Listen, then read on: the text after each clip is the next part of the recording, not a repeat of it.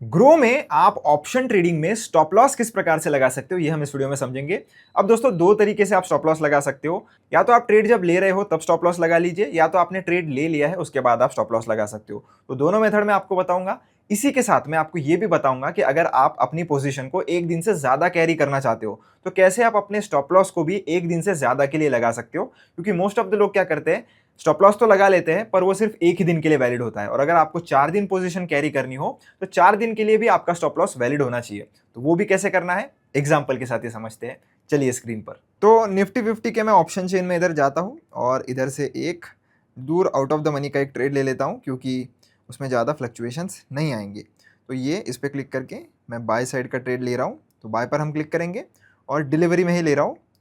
Quantity आप अपने हिसाब से लगा लीजिए। एट मार्केट लगाना है, लिमिट लगाना है, आप अपने हिसाब से लगा लीजिए। इंट्राडे लगाना है तो इंट्राडे लगा सकते हो, और डिलीवरी लगाना है तो डिलीवरी भी लगा सकते हो। बट अभी दिक्कत क्या है ना, कि जब आप इंट्राडे सेलेक्ट करते हो तो इंट्राडे सेलेक्ट करते हो ना, तो इधर ये जो ऐड स्टॉप लॉस टारगेट का ऑप्शन है ना, ये चला जाता है। अब अगर आप इंट्राडे सेलेक्ट करके ट्रेड लोगे ना, तो फिर आपको ट्रेड लेने के बाद ही स्टॉप लॉस जो है वो आपको लगाना पड़ेगा।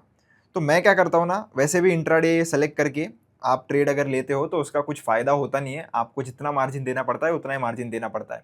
तो इंट्राडे में आपको लीवरेज मिलता नहीं है। तो जब भी मैं ऑप्शन ट्रेडिंग करता हूँ, मैं डिलीवरी वाला ऑप्शन चूज करके ही अपनी पोजीशंस लेता हूँ। तो अभी लॉट साइज लग चुका है। प्राइस मार्केट या लिमिट लगाओगे उससे तो ऐसा फर्क पड़ने वाला नहीं है। आपको बटन पर क्लिक करना है ये वाले, और आपका स्टॉप लॉस ट्रिगर का ये जो ऑप्शन है इधर ऑन हो जाता है। अब आपको इधर सिर्फ अपना जो जो भी स्टॉप लॉस का प्राइस होगा वो लगा देना है। मेरा है जैसे 4 रुपये, तो मैं इधर 4 लिख दूंगा। अब दिक्कत समझिए कि ये जो भी प्राइस आप इधर लगा रहे हो ना, ये ट्रिगर प्राइस है। तो ट्रिगर प्राइस का मतलब क्या होता है? ट्रिगर प्राइस का मतलब ये होता है कि जब ये 4 रुपये का भाव मार्केट में आ जाएगा, तब मेरा ये जो ऑर्डर है वो एक्सचेंज को भेज दिया जाएगा और एक्सचेंज उसको एग्जीक्यूट करेगा मार्केट प्राइस पर ही।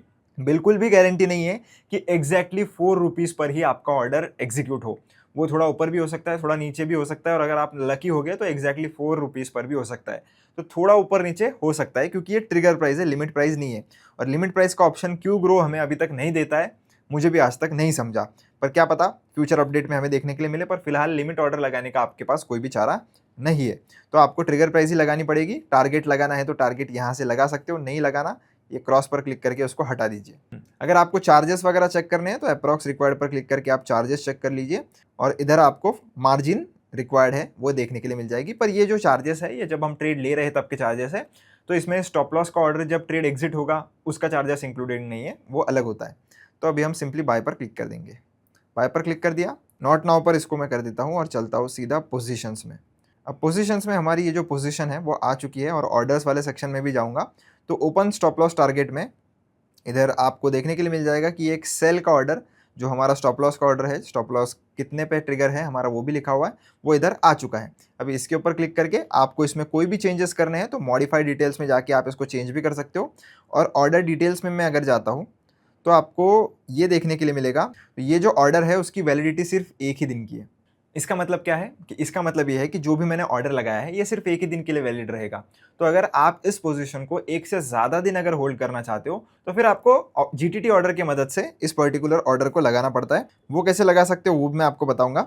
पहले ये जो स्टॉप लॉस है उसको आप मॉडिफाई या कैंसिल करना चाहते हो तो यहाँ से कर सकते हो। इसको मैं फिलहाल के लिए कैंसिल कर देता हूँ। अब मैंने इसको कैंसिल कर दिया।